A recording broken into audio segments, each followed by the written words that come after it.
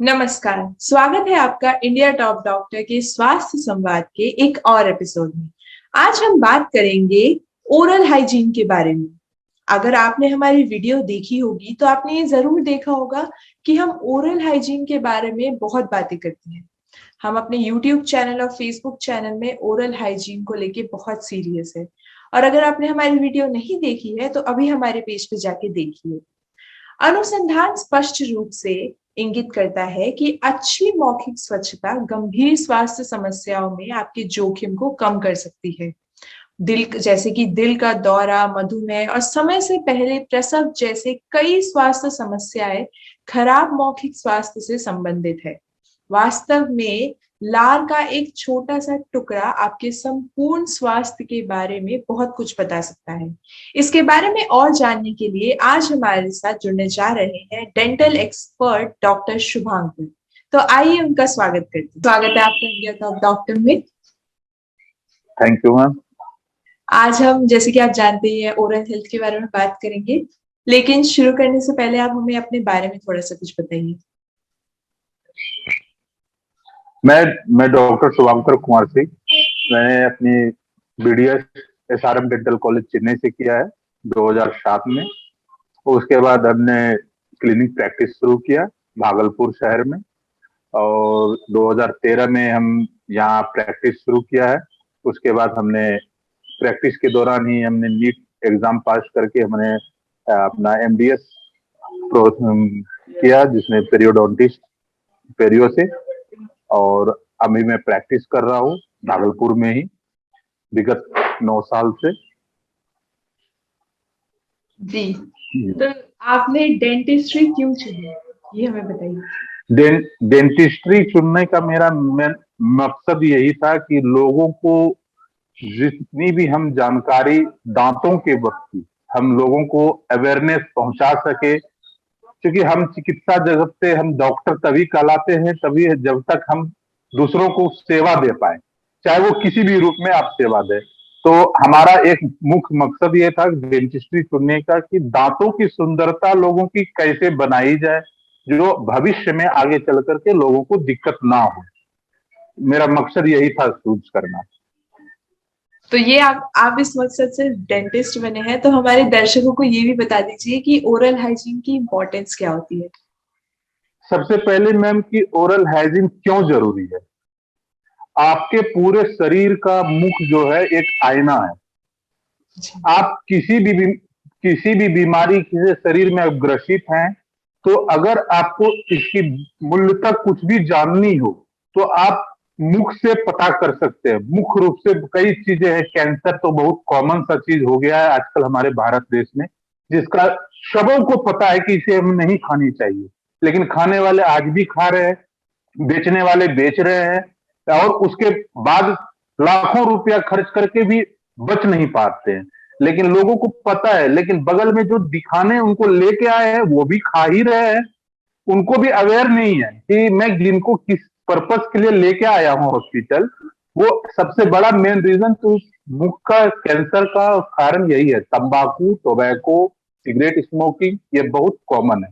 अब इनसे आप कैसे बचें, ओरल हाइजीन को कैसे मेंटेन रखें। सबसे पहली बात, आज से जब से आपके थ्रू में ये बताना चाहूंगा, जिस भी दर्शक ये जो भी देख रहे हैं, आप आज से अभी से कोशिश करें 2 बार ब्रश करें, प्रॉपर ढंग से ब्रश करें।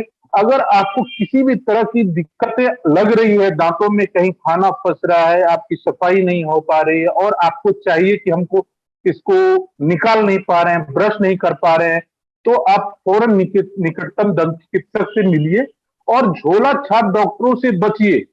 यही आपके लिए मूलतः मेन रीजन है। आप यदि आप दांत को बचाना चाहते हैं तो अगर आप झोला छाप के डॉक्टर के चक्कर में पड़ेंगे तो लगता है कि हमें 50 रुपये और 100 रुपये में मेरा काम हो गया, बाद में आपको 10 लाख रुपए भी खर्चे करने पड़ सकते हैं। इसलिए कोशिश कीजिए इनसे बचे, और रेगुलर 2 बार ब्रश करें, फ्लॉसिंग करें, माउथ वॉश का यूज करें।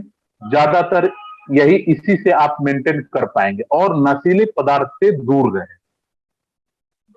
जी मैम। जी, आपने बहुत ही स्ट्रॉन्ग मैसेज दिया है। मुझे उम्मीद है हमारे ऑडियंस को आपका मैसेज उन पे कुछ असर पड़ेगा इससे।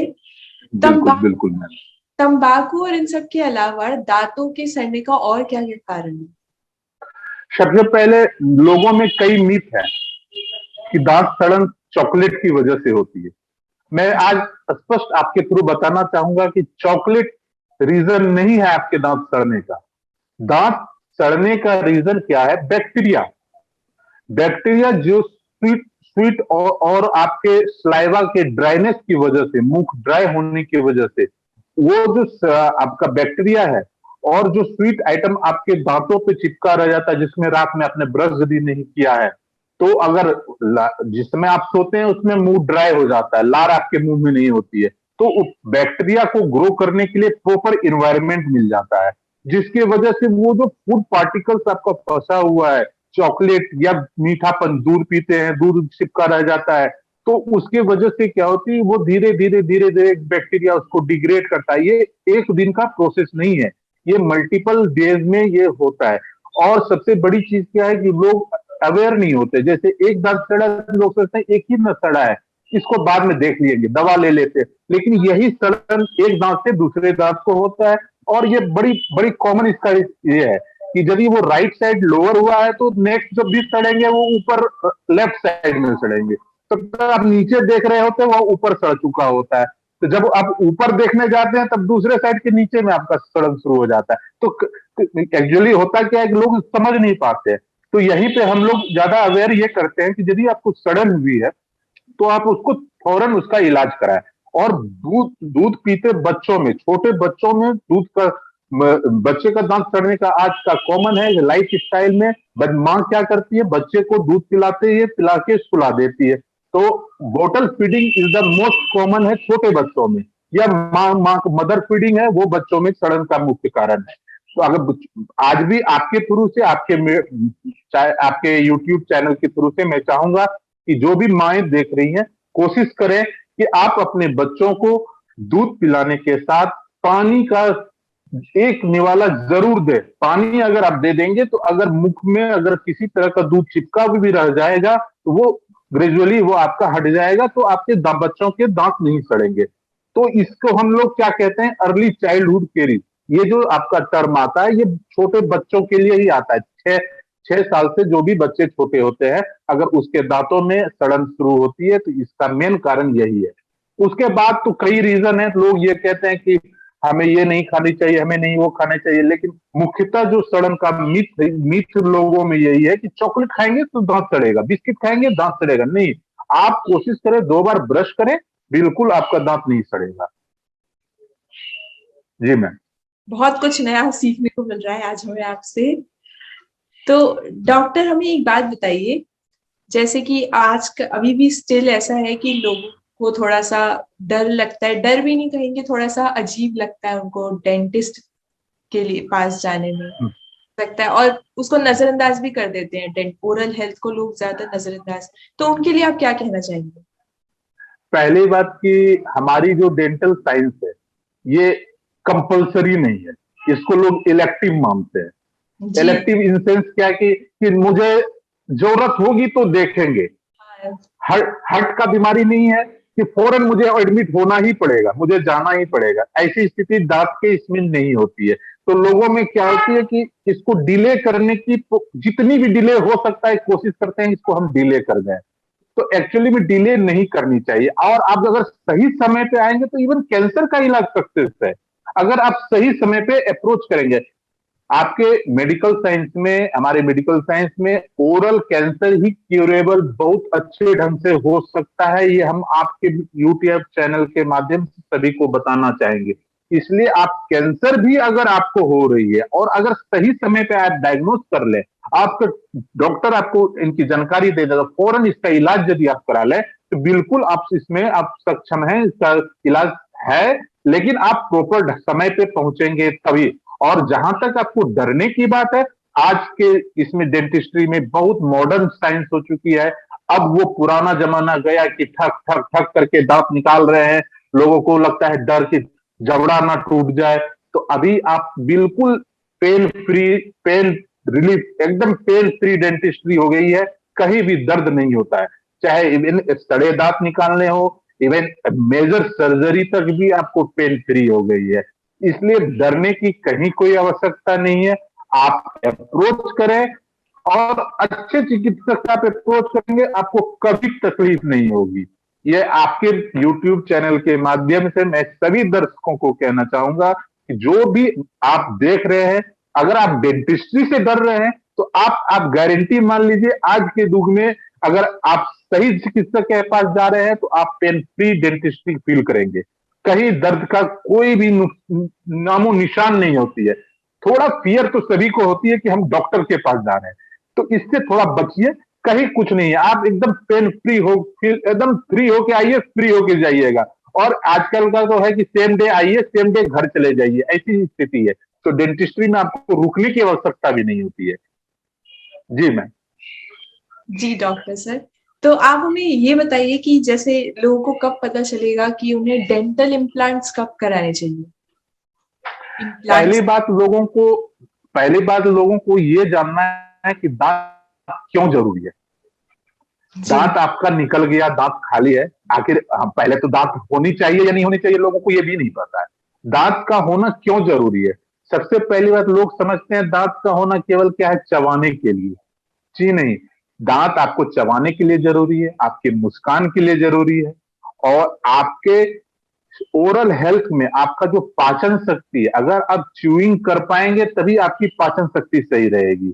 दूसरा है कि गाल का सिकुड़ना, ये भी आपका जब भी दांत नहीं होगी तो धीरे धीरे गाल सिकुड़ जाता है, जिसकी वजह से क्या होती है, गाल लगता है कि धस गया।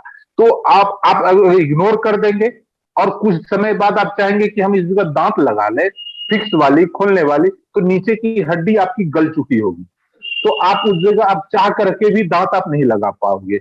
और रही बात कि अगर नीचे दांत आपका नहीं है और ऊपर दांत है सेम जगह पे, तो धीरे धीरे क्या होती है, ऊपर के दांत नीचे की ओर ग्रेविटी की वजह से धीरे धीरे मूव करेंगे, क्योंकि उसको खाली जगह मिलेगा। तो वो ऊपर वाला दांत नीचे की वजह से क्या होगी, ऊपर वाला दांत आपको समय से पहले निकालना पड़ जाएगा। तो ऐसे समय के लिए दांत जरूरी है। अब रही कि दांत कौन सी जरूरी है, तो हमारे पास 3 ऑप्शन है। एक आरपीडी, जिसको खोलने वाले दांत कहते हैं, आरपीडी सीडी होती है। दूसरा है हमारे पास फिक्स प्रोस्थेसिस, जिसके लिए एक सर्टन कंडीशन होनी चाहिए। तीसरा है इम्प्लांट। इम्प्लांट बहुत मॉडर्न, आज के युग में मॉडर्न हो गई है कि ये मॉडर्न डेंटिस्ट्री में इम्प्लांट एक शुभ चॉइस ऑफ टीथ रिप्लेसमेंट है। अगर थोड़ा सा कॉस्टली होता जरूर है, लेकिन ये आप अगर आप बेयर कर सकते हैं तो बिल्कुल इसको आप कराएंगे तो आपको इसकी लॉन्ग लाइफ मिलती है, आपके च्यूइंग हैबिट बहुत अच्छा हो जाता है।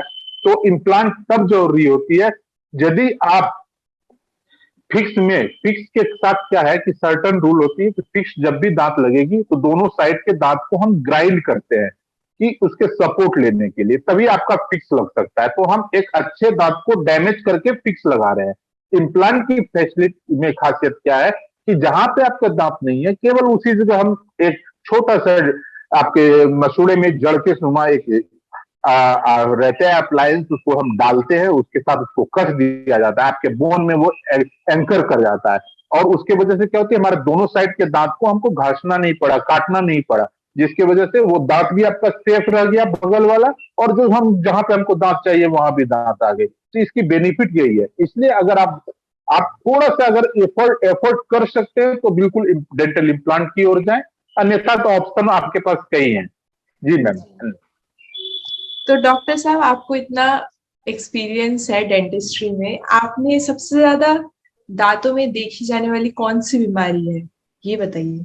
सबसे पहला चीज, हम जहां पर हम अभी प्रैक्टिस कर रहे हैं, ये हमारा एक बिहार का भागलपुर जिला है। तो यहाँ पर हम लोग क्या देखते हैं कि मॉडर्न जनरली सबसे पहले दांत पायरिया से ग्रसित होती है, जिसको हम लोग जिंजिवाइटिस कहते हैं। इसके कई स्टेप्स होते हैं। जिंजिवाइटिस शुरुआती स्टेज है, जिसमें कि मुंह से ब्लड आना, दांत में दर्द होना, यह कॉमन सा है। अगर इसकी एक्सटेंसिव स्टेज क्या होती है, धीरे धीरे धीरे जिंजिवाइटिस लोग फिटकरी, लोग नमक पानी, या और भी कई झोला छाप चिकित्सक से मिलकर के कुछ कुछ उसमें इस्तेमाल करते हैं। लोग सोचते हैं कि ऐसे ठीक हो जाएगी, लेकिन ये एक्सटेंसिव जब हो जाती है तो इसको हम लोग कहते हैं पेरियोडोंटाइटिस। तो ये क्या होती है, पूरे मसूड़े और हड्डी का इंफेक्शन हो जाता है, तो आपका सारे समय से पहले दांत का हिलना शुरू हो जाता है। जो मेनली इसी स्थिति में होती है। यही दो दो यहाँ पे कॉमन है। तीसरा कॉमन है कि ओरल कैंसर आए दिन महीने में, एक महीने में मैं अमूमन कहूं तो 10 से 12 ओरल कैंसर के मरीज दिखते ही हैं, यूं ही दिख जाते हैं कि ये इनको कैंसर होने की प्रोग्रेशन में है। कईयों को तो समय पे आ जाते हैं तो उनको ट्रीटमेंट मिल जाता है अच्छा, कुछ लोग लेट से आते हैं तो उनको हायर सेंटर पर रेफर करना पड़ता है। तो ये मुख्यतः देखा गया है। जी, तो डॉक्टर साहब, ये लोगों में ब्रेसेस लगाने का एक वो रहता है, कुछ लोग ब्रेसेस लगाने से शर्माते हैं क्योंकि वो बहुत बुरा लगता है। तो इसके अलावा कोई और ऑल्टरनेटिव आप बता सकते हैं हमारी जनता को? देखिए मैं ब्रेसेस तो दो तीन तरह के होते हैं। एक तो आपका हो गया मेटल, जिसको कि आप देखते हैं सामने से काला जैसा दिखता है। एक हाँ। होती है सिरामिक ब्रेसेस जो कि दांत पर आपकी लगी रहती है, तो वो आपको दिखता नहीं है, वो दांत के कलर से मैच करता हुआ होता है। तो तीसरा होता है कि इनविजिबल ब्रेसेस होती है, कि वो उसको क्या होती है कि वो अभी मॉडर्न में इनविजिबल ब्रेसेस चला हुआ है। इसके साथ क्या है कि ये आपको लगा करके आप पर्टिकुलर टाइम तक उसको लगाना रहता है, उसके बाद उसको खोल के हटा लीजिए तो आपके मुंह में भी ऐसी नहीं लगेगी कि मैंने कुछ पहना हुआ है। और आप पहन के भी निकल जाओगे तो उसमें पता नहीं चलता है कि आपने ब्रेसेस लगाया हुआ है या कुछ लगा हुआ है। तो या तो आप सिरामिक ब्रेसेस में जाए या फिर आप इनविजिबल ब्रेसेस में। ये दो ब्रेसेस आइडियली अभी चला हुआ है। अगर थोड़ा सा ऑड लगता है तब तो ये दो ऑप्शन है, नहीं तो मेटल सिरामिक तो हमारा पहले से ब्रांड ऑफ चॉइस है ही। जी, आज हमें आपसे बहुत कुछ पता चला है और ज्यादा वक्त आपका अब नहीं लेंगे। एक आखिरी सवाल मेरा आपसे ये है कि जैसे आप एक फ्रंट लाइन वर्कर है और आप आए दिन पेशेंट्स के साथ डील करते हैं, तो कोविड का बहुत ज्यादा आजकल केसेस बढ़ते ही जा रहे हैं, बढ़ते ही जा रहे हैं। तो आप उससे कैसे अपने आप को सुरक्षित रख रहे हैं, अपने लिए और अपने परिवार के लिए?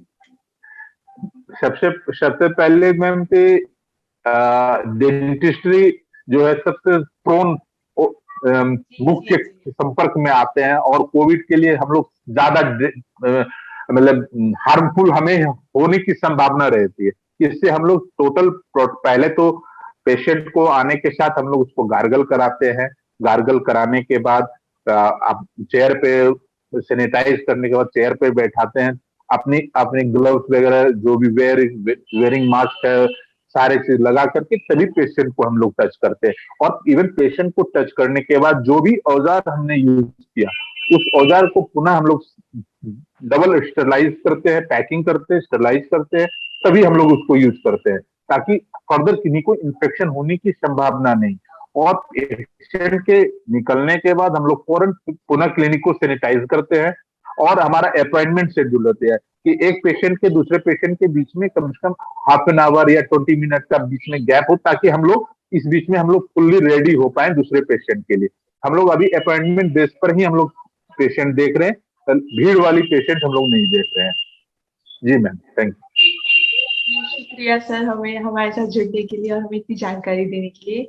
हम आपसे अगले इंटरव्यू में मिलेंगे किसी और मुद्दे पर। शुक्रिया सर। और अगर आप लोग डॉक्टर शुभांकर का अपॉइंटमेंट बुक करना चाहते हैं तो आप इंडिया टॉप डॉक्टर की वेबसाइट पे जाके बुक कर सकते हैं। धन्यवाद।